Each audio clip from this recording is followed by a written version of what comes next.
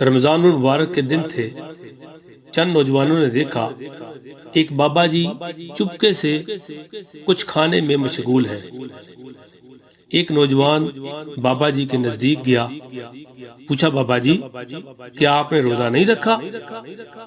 بابا جی نے جواب دیا کیوں نہیں بیٹا، میں نے روزہ رکھا ہوا ہے، صرف پانی پیتا ہوں اور کھانا کھاتا ہوں۔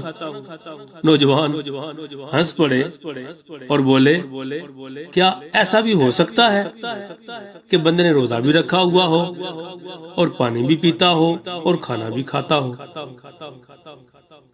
بوڑھے آدمی نے کہا ہاں بیٹا، میں نے روزہ رکھا ہوا ہے، میں جھوٹ نہیں بولتا، کسی پر بری نگاہ نہیں ڈالتا، کسی کو گالی نہیں دیتا، کسی کا دل نہیں دکھاتا، کسی سے حسد نہیں کرتا، مال حرام نہیں کھاتا اور اپنی ذمہ داریاں اور فرائض دیانتداری سے انجام دیتا ہوں۔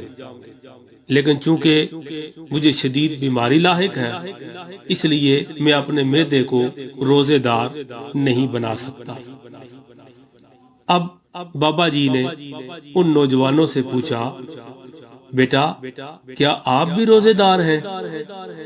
ان میں سے ایک نوجوان نے سر جھکایا، آہستہ بابا جی سے عرض گزار ہوا نہیں بابا جی، ہم صرف کھانا نہیں کھاتے، پانی نہیں پیتے۔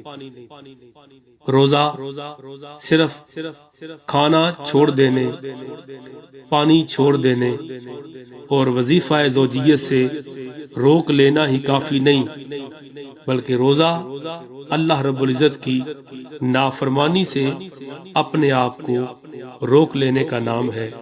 خالق کائنات ہمیں ایسا روزہ رکھنے کی توفیق عطا فرمائے۔